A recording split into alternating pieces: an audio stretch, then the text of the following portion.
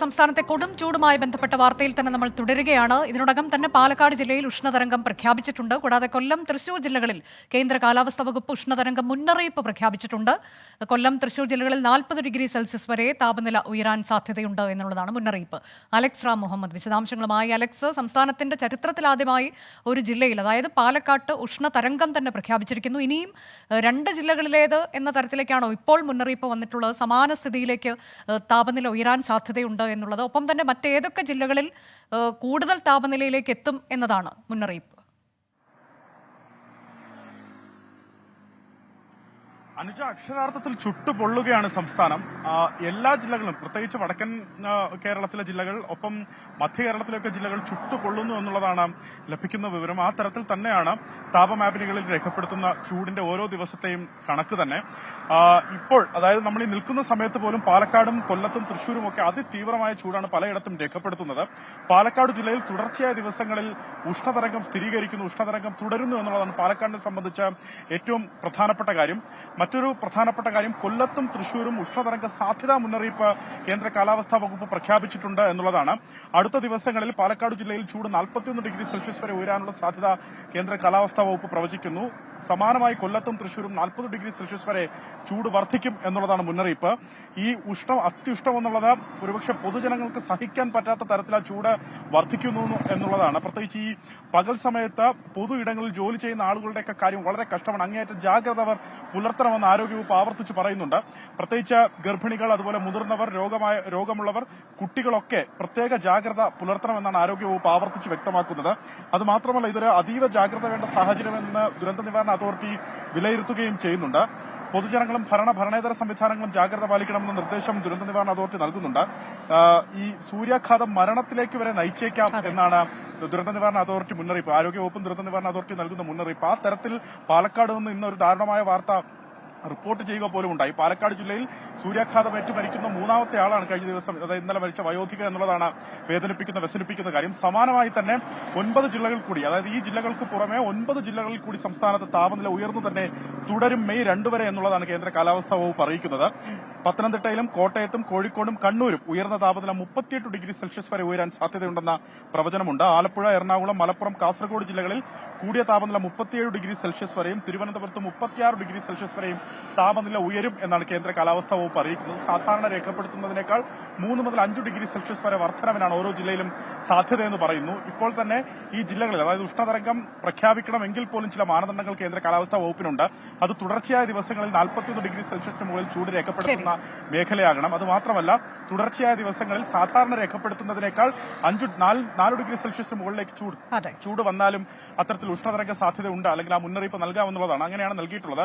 എന്നാണെങ്കിലും അതീവ ജാഗ്രത വേണ്ട ഒരു ഘട്ടമാണ് എന്നുള്ളതാണ് ദുരന്ത നിവാരണ അതോറിറ്റിയും അതുപോലെ ആരോഗ്യവകുപ്പും ഒക്കെ വ്യക്തമാക്കുന്നത്. ഇത് തീരത്തെയും ബാധിച്ചിട്ടുണ്ടെന്നുള്ളതാണ്. കാരണം കേരള തീരത്തും തെക്കൻ തമിഴ്നാട് തീരത്തും ഉയർന്ന തിരമാലയ്ക്കും കടലാക്രമണത്തിനും സാധ്യത നിലനിൽക്കുന്നുവെന്ന് കേന്ദ്ര കാലാവസ്ഥാ വകുപ്പ് അറിയിക്കുന്നുണ്ട്. ഏതാണ്ട് 1.5 മീറ്റർ വരെ ഉയരത്തിൽ ഉയർന്ന തിരമാലയ്ക്ക് സാധ്യതയുണ്ട്. പൊതുജനങ്ങളും അതുപോലെ മത്സ്യത്തൊഴിലാളികളും ഒക്കെ ജാഗ്രത പാലിക്കേണ്ടതുണ്ട്. ലക്ഷദ്വീപ് തീരത്ത് മത്സ്യബന്ധനത്തിന് വിലക്ക് ഏർപ്പെടുത്തുക കൂടി ചെയ്തിട്ടുണ്ട്. അനുജ, അതാണ്, ഇപ്പോൾ തന്നെ കൊടും ചൂടാണ് എല്ലായിടങ്ങളിലും. വരും ദിവസങ്ങളിൽ അത് കൂടുതൽ ചൂടിലേക്ക് വരികയും വെന്തുരുകുക എന്നുള്ളത് തന്നെയാണ്. രാവിലെ നേരം വെളുക്കുന്ന സമയം മുതൽ അങ്ങനെ ഒരു അവസ്ഥയിലേക്ക് മലയാളികൾ മാറാൻ പോകുന്നു എന്നതാണ്. പാലക്കാട് ജില്ലയിലെ മാത്രം ഒരു കണക്ക് പരിശോധിച്ചാൽ ശരാശരിയിൽ നിന്ന് 5.5 ഡിഗ്രിയായി ഉയർന്നിട്ടുണ്ട് പാലക്കാട് ജില്ലയിൽ ചൂട് എന്നുള്ളത്. അതായത് ഈ ഉയർന്ന ചൂടിൽ മാറ്റമില്ലാതായതും, ഒപ്പം വെള്ളിയാഴ്ച ശരാശരിയിൽ നിന്ന് 5.1 ഡിഗ്രിക്ക് മുകളിലേക്ക് ചൂട് കൂടി എന്ന് കണ്ടെത്തിയതുമാണ് പാലക്കാട്ടെ ഉഷ്ണതരംഗ പ്രഖ്യാപനത്തിന് കാരണമായത്. കഴിഞ്ഞ 6 ദിവസത്തെ ജില്ലയിലെ താപനില നമ്മളൊന്ന് പരിശോധിച്ചാൽ, അതായത് ഏപ്രിൽ 21 മുതൽ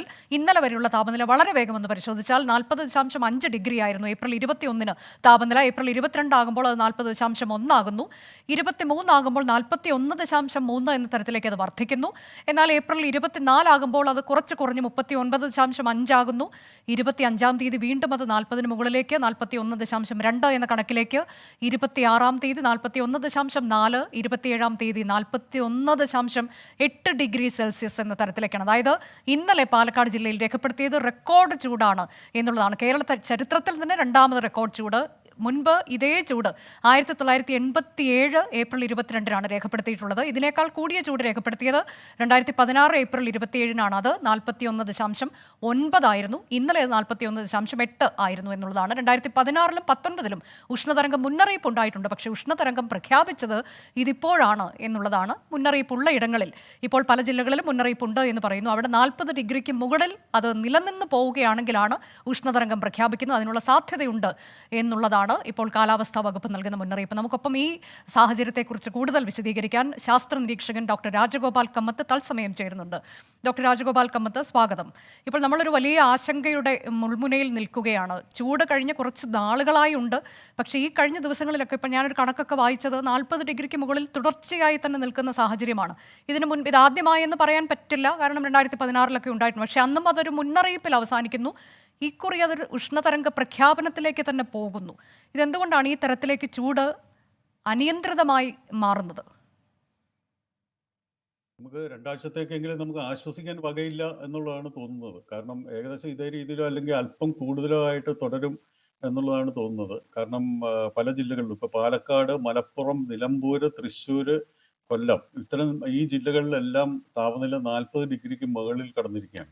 ഇപ്പോൾ വെതർ സ്റ്റേഷനുകളിൽ ഉള്ള രേഖപ്പെടുത്തലാണ് നമ്മളിപ്പോൾ പൊതുവെ അറിയുന്നത്. പക്ഷേ ഇതിന്റെ ആക്ച്വൽ താപനില എന്ന് പറയുന്നത് പാലക്കാട് 43 ഡിഗ്രി വരെ രേഖപ്പെടുത്തി എന്നുള്ളതാണ്. അപ്പോൾ നിലമ്പൂർ 41, തൃശ്ശൂരിന് ഏകദേശം 40, തൃശ്ശൂരിന്റെ സബർബ്സിൽ ചിലയിടങ്ങളിൽ 40. അപ്പൊ അങ്ങനെ പോവുകയാണ്. ഇതിനകത്ത് ഈ പ്രധാനപ്പെട്ട ഒരു കാര്യം നമ്മൾ മനസ്സിലാക്കേണ്ടതെന്ന് പറഞ്ഞാൽ രാത്രിയിലെ താപനില കുറയുന്നില്ല എന്നുള്ളതാണ്. ഇന്നലെ പാതിരാത്രി കഴിഞ്ഞിട്ടുള്ള കേരളത്തിലെ താപനില എന്ന് പറയുന്നത് 29 ഡിഗ്രി സെൽഷ്യസ് ആണ് പലയിടങ്ങളിലും. പ്രത്യേകിച്ച് എറണാകുളത്തും മറ്റ് അഡ്ജോയിനിങ് ആയിട്ടുള്ള ജില്ലകളിലും എല്ലാം 29 ഡിഗ്രി സെൽഷ്യസ് ആണ്. അത് വളരെയധികം കൂടുതലാണ്. അത് മാത്രവുമല്ല, നമ്മൾ മനസ്സിലാക്കേണ്ട ഒരു കാര്യം, ചിലയിടങ്ങളിൽ ഈ താപനില അതേപടി തുടരുന്നു എന്നുള്ളതാണ്. പല പല മേഖലകളിലും, അതായത് ഒറ്റപ്പെട്ട മേഖലകളിൽ താപനില വളരെയധികം വെതർ സ്റ്റേഷൻ ഇല്ലാത്ത സ്ഥലങ്ങളിൽ തന്നെ താപനില അതേപടി തുടരുന്നു എന്നുള്ളതാണ്. ഇപ്പൊ കേരളം മുഴുവൻ തന്നെ ഒരു ഹീറ്റ് ഐലൻഡായി മാറിയിരിക്കുകയാണ്. കാരണം ഒരു താപനില കൂടിയ ഒരു പ്രദേശമായി മാറിയിരിക്കുകയാണ്. പണ്ടൊക്കെ ആണെങ്കിൽ കുറഞ്ഞ താപനില എന്ന് പറയുന്നത് ഒരു 10-12 ഡിഗ്രി കുറയുമായിരുന്നു. പക്ഷെ അങ്ങനെ ഒരു കാര്യം കാണുന്നില്ല. പാലക്കാട് രാത്രിയിലെ താപനില കുറയുന്നുണ്ട്. പക്ഷെ മറ്റിടങ്ങളിൽ, തീരദേശം പോലെയുള്ള ഇടങ്ങളിൽ താപനില കുറയുന്നില്ല. ആലപ്പുഴയിൽ കറക്റ്റാണോ എന്ന് അറിയത്തില്ല. ആലപ്പുഴയിൽ ഏകദേശം ഇന്നലെ രാത്രി 33 ഡിഗ്രി ആയിരുന്നു പാതിരാത്രിക്ക് താപനില 12 മണിക്ക്. അപ്പൊ അത് എത്രത്തോളം കൃത്യമാണെന്ന് എനിക്കറിയത്തില്ല. പക്ഷെ എന്നാലും ഏകദേശം അതിന് അടുപ്പിച്ചുള്ള താപനില ഉണ്ടായി എന്നുള്ളതാണ്. രണ്ട് കാര്യങ്ങൾ നമുക്ക് പറയാം. പാലക്കാടും ഇപ്പോൾ ആര്യങ്കാവിലും നമുക്ക് ഒരു പശ്ചിമഘട്ടത്തിലെ വിടവുണ്ട്. അതിൽ നിന്ന് തമിഴ്നാട്ടിലെ താപമേറിയ വായു വരുന്നു, അതുകൊണ്ടാണ് ചൂട് കൂടുന്നതെന്ന് നമുക്ക് പറയാം.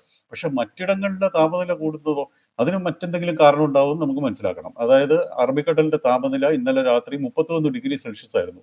കൃത്യം 2 മണിക്ക് ഞാൻ നോക്കുമ്പോൾ അറബിക്കടലിന്റെ താപനില 31 ഡിഗ്രി. ഇന്ത്യ മഹാസമുദ്രത്തിന്റെ താപനില ഭൂമധ്യ പ്രദേശിന്റെ അടുത്ത് 34 ഡിഗ്രി വരെ കഴിഞ്ഞ ദിവസങ്ങളിൽ വർദ്ധിച്ചിട്ടുണ്ട്. അപ്പോൾ അതിന്റെ പ്രധാനപ്പെട്ട ഒരു കാരണമായിട്ട് പറയാവുന്നത് ഇപ്പോഴത്തെ സൂര്യന്റെ മാറ്റങ്ങളാണ്. സോളാർ മാക്സിമം എന്ന ഘട്ടത്തിലൂടെയാണ് നമ്മളിപ്പോൾ കടന്നു പോകുന്നത്. എല്ലാ 11 വർഷം കൂടുമ്പോഴും ഈ രീതിയിലുള്ള ഒരു ചാക്രികമായ മാറ്റം ഉണ്ടാവും. നമ്മൾ കഴിഞ്ഞ കുറെ കാലങ്ങളായിട്ട് നമ്മൾ അനുഭവിച്ചു വരികയാണ്. ആ സമയത്ത് താപം കൂടുകയും മറ്റ് കാലാവസ്ഥയിലെ തീവ്രമായ പ്രതിഭാസങ്ങൾ നമ്മൾ അനുഭവിക്കുകയും ചെയ്യും. ഇപ്പൊ സോളാർ മിനിമം സമയത്താണ് നല്ല മഴ നമുക്ക് കിട്ടിയത്. ഡോക്ടർ, ഇതേ ചൂട് തന്നെ ഇതിനു മുൻപ് 1987 ഏപ്രിൽ 22-ന് റെക്കോർഡ് ചെയ്തിട്ടുള്ളതാണ്. പിന്നീട് ഇതുവരെ സംസ്ഥാനത്ത് ഏറ്റവും ഉയർന്നതെന്ന തരത്തിൽ ഔദ്യോഗികമായി റെക്കോർഡ് ചെയ്യപ്പെട്ട് 2016 ഏപ്രിൽ 27-ന് രേഖപ്പെടുത്തിയതുമാണ്. പക്ഷേ ആ സമയത്ത് പോലും പ്രഖ്യാപിക്കാത്ത ഉഷ്ണതരംഗം ഇപ്പോൾ പ്രഖ്യാപിക്കേണ്ട ഒരു അവസ്ഥയിലേക്ക് വരുന്നതിന്റെ സാഹചര്യം എന്താണ്? ഈ കാലാവസ്ഥാ വ്യതിയാനം എന്നൊക്കെയുള്ളത് ഇതിനും ഒരു ഘടകമായി മാറുന്നുണ്ടോ ഡോക്ടർ കമ്മത്ത്? കാലാവസ്ഥാ വ്യതിയാനം ഒരു കാരണമാണ്. പക്ഷേ ഈ പ്രാദേശികമായിട്ടുള്ള കാരണങ്ങൾ, ഇപ്പൊ ഏറ്റവും കൂടുതൽ താപം ഇപ്പോൾ കർണാടകയുടെ ഉള്ളറകളിലൊക്കെ താപനില, അവിടെ ഉഷ്ണതരംഗം വരുന്നുണ്ട്. അവിടെ ഈ കെട്ടിടങ്ങളും അങ്ങനെയൊന്നുമില്ല. പക്ഷെ എന്നിരിക്കലും ബാംഗ്ലൂരും മൈസൂരും പോലുള്ള സ്ഥലങ്ങളിൽ പോലും 39 ഡിഗ്രി ഇപ്പൊ രേഖപ്പെടുത്തുന്നുണ്ട്. കേരളം എന്ന് പറയുന്നത് കഴിഞ്ഞ കുറെ കാലങ്ങളായിട്ട്, കഴിഞ്ഞ സോളാർ മാക്സിമത്തിനും ഈ മാക്സിമത്തിനും ഇടയ്ക്ക് ഇപ്പൊ 11 വർഷം കടന്നുപോയി. ഈ 11 വർഷത്തിനിടയ്ക്ക് കേരളത്തിൽ എന്തൊക്കെ മാറ്റങ്ങളാണ് ഉള്ളതെന്നൊന്ന് പരിശോധിച്ച് നോക്കിയാൽ മതി. പിന്നെ അനുഭവിക്കുന്ന ചൂട് എന്ന് പറയുന്നത് ഹീറ്റ് ഇൻഡെക്സ് കൂടുന്നുണ്ട്. അതായത് നമ്മളിപ്പോൾ കോൺക്രീറ്റ് ധാരാളം വർദ്ധിക്കുന്നുണ്ട്. പലയിടങ്ങളിലും വർദ്ധിച്ചു, ടാർ റോഡുകൾ വർദ്ധിച്ചു. അപ്പൊ അന്തരീക്ഷത്തിന്റെ താപനിലയിൽ വർധനവുണ്ടായിട്ടുണ്ട്. ഇതുകൊണ്ടൊരു പ്രശ്നം എന്ന് പറയുന്നത് കടലിൽ നിന്നുള്ള കാറ്റ് ഇങ്ങോട്ടില്ല. തീരദേശത്തെ കമാനങ്ങളിൽ നിന്നുള്ള സ്ട്രക്ചേഴ്സിൽ നിന്നുള്ള ചൂട് കടലിലേക്ക് കടലിലേക്ക് ഒഴുകുന്നുണ്ട്. അപ്പൊ അങ്ങനെ ക്യുമുലേറ്റീവ് ആയിട്ട് കടലിന്റെയും താപനില വർദ്ധിക്കുന്നുണ്ട്. അത് മാത്രമല്ല സൂര്യന്റെ താപമുണ്ട്. പക്ഷെ കടലിന്റെ താപം കുറയുന്നില്ല. കാരണം അതിന്റെ ലേറ്റന്റ് ഹീറ്റ് കപ്പാസിറ്റി എന്ന് പറയുന്നത്, സ്പെസിഫിക് കപ്പാസിറ്റി എന്ന് പറയുന്നത് കരയേക്കാൾ കൂടുതലാണ്. കരയിൽ നിന്നും രാത്രി ഇൻഫ്രാറെഡ് റേഡിയേഷൻ വഴി താപം മുകളിലേക്ക് വികിരണം ചെയ്തു പോകും. പക്ഷെ കടലിൽ നിന്നും അങ്ങനെ വളരെ കുറച്ച് മാത്രമേ വികിരണം ചെയ്തിട്ടുള്ളൂ. പക്ഷെ ഇവിടെ വരുന്ന ഒരു കുഴപ്പം, കടലിനും കരയ്ക്കും ഒരേ താപനിലയാകുമ്പോൾ കടലിൽ നിന്നും കരയിലേക്കുള്ള കാറ്റിന്റെ ഒഴുക്ക് ഇല്ലാതാവും. വളരെ കുറച്ചേ ഉള്ളൂ. അങ്ങനെ താപം ഇവിടെ തങ്ങി നിൽക്കാൻ ഇടയാവുന്നുണ്ട്. അതുകൊണ്ടാണ് ഈ കഴിഞ്ഞ 10 വർഷം കൊണ്ട് ധാരാളം സ്ട്രക്ചേഴ്സ് നമ്മൾ ഉണ്ടാക്കിയിട്ടുണ്ട്. മറ്റൊരു കാര്യം ഞാൻ പറയാം. അതായത് ഈ കഴിഞ്ഞ 10 വർഷം കൊണ്ട് എയർ കണ്ടീഷനുകളുടെയും എയർ കണ്ടീഷൻഡ് വാഹനങ്ങളുടെയും ഏകദേശം 2-3 മടങ്ങ് വർധനമാണ് ഉണ്ടായിട്ടുള്ളത്. ഇപ്പൊ എയർ കണ്ടീഷൻ കാറുകളിൽ നമ്മൾ സഞ്ചരിക്കുമ്പോൾ 16, 17, 18 ഡിഗ്രി സെൽഷ്യസിലാണ് യാത്ര ചെയ്യുന്നത് ഈ ചൂട് സമയത്ത്. പക്ഷെ പുറത്തേക്ക് ഇറങ്ങുമ്പോൾ 45 ഡിഗ്രി അനുഭവിക്കുന്ന താപനിലയിലേക്കാണ് ഇറങ്ങുന്നത്. അതായത് അതെ, ഇപ്പോൾ ഇത് ഈ ഡോക്ടർ ഇതിപ്പോ നമ്മൾ ഉടൻ തന്നെ എന്തായാലും ഒരു വേനൽ മഴയ്ക്കുള്ള സാധ്യതയൊന്നും ഇല്ല എന്ന് തന്നെയാണല്ലോ. ഏകദേശം എത്ര ദിവസം കൂടി നമ്മൾ ഇതേ അവസ്ഥയിലൂടെ കടന്നു പോകേണ്ടി വരും? ഇപ്പൊ കൃത്യമായിട്ട് പറഞ്ഞ ഒരു 2 ആഴ്ചത്തേക്ക് ഏകദേശം ഇതേപോലെയുള്ള നില തുടരും. 10 ദിവസത്തേക്ക് എന്തായാലും ഇതേ നില തുടരും. വളരെയധികം വർധനമൊന്നും നമുക്ക് ചിലപ്പോൾ 1 ഡിഗ്രിയോ വല്ലതും വർധനവേ ഇതിൽ നിന്നും ഉണ്ടാകത്തുള്ളൂ. ഏകദേശം ഇതേ രീതിയിൽ തന്നെ തുടരും എന്നുള്ളതാണ് നമുക്ക് മനസ്സിലാക്കേണ്ടത്. 2 ആഴ്ചത്തേക്ക് ഏതായാലും വലിയ മഴയൊന്നും പ്രതീക്ഷിക്കേണ്ട. കാരണം 62% മഴക്കുറവാണ് ഈ വേനൽക്കാലത്ത് നമ്മൾ രേഖപ്പെടുത്തുന്നത്. സാധാരണയിൽ നിന്നും 62% മഴക്കുറവ്. അതിങ്ങനെ 2 ആഴ്ചത്തേക്ക് തുടരും. പിന്നീട് ഒരു ഭീഷണി കൂടിയുണ്ട്. അതിനുശേഷം വരുന്ന മഴയാണെന്നുണ്ടെങ്കിൽ ചിലപ്പോൾ ആർത്തലച്ച് പെയ്യുന്ന മഴയുണ്ടാകും. അങ്ങനെ ഒരു പ്രശ്നം കൂടി ഇതിനകത്തുണ്ട്. പെട്ടെന്ന് കാലാവസ്ഥ മാറിക്കഴിഞ്ഞാൽ വലിയ മഴ പെട്ടെന്ന് പെയ്യാനായിട്ടുള്ള സാധ്യതയുണ്ട്. അപ്പൊ അങ്ങനെ ഒരു ഭീഷണി കൂടി നിലനിൽക്കുന്നുണ്ട്. ആഗോള വ്യാപകമായിട്ടുള്ള പസഫിക്കിലെ മാറ്റങ്ങൾ നമുക്ക് അനുകൂലമായിട്ട് ഏകദേശം വന്നുകൊണ്ടിരിക്കുകയാണ്. അങ്ങനെയാണെന്നുണ്ടെങ്കിൽ നോർമലോ അല്ലെങ്കിൽ അല്പം കൂടുതലോ ജസ്റ്റ് അബവ് നോർമൽ മൺസൂൺ ചിലപ്പോൾ ലഭിക്കാനായിട്ടുള്ള സാധ്യതയുണ്ട്. അങ്ങനെ വരുമ്പോൾ പെട്ടെന്ന് ചിലയിടങ്ങളിൽ കൂടുതൽ മഴ പെയ്യാനായിട്ടുള്ളത്. രണ്ടും എക്സ്ട്രീംസ് ആണ് നമ്മളിപ്പോൾ കടന്നുകൊണ്ടിരിക്കുന്നത്. അപ്പൊ ചൂടും എക്സ്ട്രീം ആയിരിക്കും, മഴയും എക്സ്ട്രീം ആയിട്ടിരിക്കും എന്നുള്ളതാണ്. ഇപ്പൊ നമ്മൾ കഴിഞ്ഞ കുറെ കാലങ്ങളായിട്ട് ഇതിങ്ങനെ പറഞ്ഞുകൊണ്ടിരിക്കുകയാണ് ഇത് പ്രതീക്ഷിക്കണം എന്നുള്ളത്. ഇനി കൂടത്തേ ഉള്ളൂ. ഇത്തരം താപനില വർധനവ് ഇനിയും നമ്മൾ അനുഭവിക്കേണ്ടി വരും. അടുത്ത 3 വർഷത്തേക്കെങ്കിലും ഈ സോളാർ മാക്സിമം എന്ന് പറയുന്ന അവസ്ഥ നിൽക്കും. നമ്മൾ നല്ല മഴ പെയ്യുമ്പോൾ ഇതെല്ലാം മറന്നുപോകും. പക്ഷെ വീണ്ടും നമ്മൾ അടുത്ത ഒരു ഫെബ്രുവരി ആകുമ്പോൾ വീണ്ടും ഈ ചൂട് അനുഭവിച്ചു തുടങ്ങും. അപ്പോഴാണ് നമ്മൾ ഓർക്കുന്നത്, ഈ വേനലിനെ കുറിച്ച് ഓർക്കുന്നത്. കാരണം ശക്തമായ മഴയാണ് നമുക്ക് കേരളത്തിൽ ലഭിക്കുന്നത്. അപ്പൊ നമ്മളിപ്പോ ഇനിയിപ്പോ ഒന്നും ചെയ്യാൻ പറ്റരുത്. കാരണം നമ്മളിപ്പം പരമാവധി മാറ്റങ്ങൾ നമ്മുടെ ഭൂപ്രദേശത്തിന് വരുത്തി കഴിഞ്ഞു. ഇനിയിപ്പോ അനുഭവിക്കുക നിവൃത്തിയുള്ളൂ. പിന്നെ അതിന്റെ ആഘാതം കുറയ്ക്കുക എന്നുള്ളതാണ്. നമുക്കിപ്പോ ഉണ്ടായിട്ടുള്ള ഈ ഉഷ്ണതരംഗം, ഈ ജീവഹാനി ഉണ്ടാകാതെ നോക്കുക എന്നുള്ളത് ശരീരം തണുപ്പിച്ച് നിലനിർത്തുക എന്നുള്ളതാണ്. ഇപ്പോ പച്ചമാങ്ങ ജ്യൂസ്, അത് മാത്രമല്ല ചെറിയ ഉള്ളി തുടങ്ങിയൊക്കെ ശരീരത്തിനെ തണുപ്പിക്കുന്നവയാണ്. ഇത് ആന്തരികമായിട്ട് മനുഷ്യനെ തണുപ്പിക്കുക. അത് സൂര്യാഘാതം ഒഴിവാക്കാൻ നല്ലതാണ്. പുറത്ത് ജോലി ചെയ്യുന്നവര് വളരെ കുറഞ്ഞ ചെലവിൽ കിട്ടുന്ന പച്ചമാങ്ങ ജ്യൂസ് കുടിക്കുന്നത് നല്ലതാണ്. പിന്നെ മാത്രമല്ല കുട ഉപയോഗിക്കാൻ ശീലിക്കണം. ആരും കുടയൊന്നും വലുതായിട്ടൊന്നും ഉപയോഗിക്കുന്നത് കാണുന്നില്ല. കുട ഉപയോഗിക്കണം. പറ്റുമെങ്കിൽ വാങ്ങാൻ കഴിയുമെങ്കിൽ ഒരു സൺഗ്ലാസ് വാങ്ങിക്കുന്നത് നല്ലതാണ്. അപ്പൊ അത് പുറത്ത് ഒരുപാട് UV ഇൻഡെക്സ് 14 കേരളത്തിൽ. അപ്പൊ അത് പ്രത്യേകിച്ച് ലൈറ്റ് സ്കിന്നുള്ളവര്, ഈ മെലനിൻ കുറവുള്ള ചർമ്മമുള്ളവര് സൂര്യാഘാതം ഏൽക്കാൻ സാധ്യത കൂടുതലാണ്. സൺബേൺ ഉണ്ടാകാൻ സാധ്യത കൂടുതലാണ്. മറ്റുള്ളവർക്ക്, ഈ ബ്രൗൺ സ്കിന്നുള്ളവർക്ക് സൂര്യാതപം ഏൽക്കാൻ സാധ്യത, സൺബേൺ ഉണ്ടാവാൻ സാധ്യത കുറവാണ്. പക്ഷെ ലൈറ്റ് സ്കിൻ ഉള്ളവർക്ക് കൂടുതലാണ്. പ്രത്യേകിച്ച് എയർ കണ്ടീഷൻ വാഹനങ്ങളിൽ. വളരെ നന്ദി ഡോക്ടർ രാജഗോപാൽ കമത്ത് ഇത്രയും കാര്യങ്ങൾ വിശദമാക്കി തന്നതിന്. അതായത് ഇനിയും വരും ദിവസങ്ങളിൽ 2 ആഴ്ച ഇതേ രീതിയിൽ തന്നെ പോകും എന്നുള്ളതാണ് ഡോക്ടർ രാജഗോപാൽ കമത്ത് ശാസ്ത്ര നിരീക്ഷകൻ നമ്മളോട് പറയുന്നത്. വരും ദിവസങ്ങളിലൊന്നും ഒരു പ്രതീക്ഷയ്ക്ക് വകയില്ല. പക്ഷെ മഴ വരുമ്പോൾ ഒരുപക്ഷെ ഇത് ആർത്തലച്ച മഴ എന്ന തരത്തിലേക്കും പോകാനുണ്ട്. 2 എക്സ്ട്രീമുകളിൽ നിലനിൽക്കുന്ന ഒരു സാഹചര്യമാണ് സംസ്ഥാനത്ത് നിലവിലുള്ളത് എന്നുള്ളതാണ്. ആശങ്കയുണ്ടാക്കുന്ന സാഹചര്യമാണ്. കൂടുതൽ ജാഗ്രത പുലർത്തുക എന്നതല്ലാതെ നമുക്ക് മറ്റൊന്നും ചെയ്യാനുമില്ല.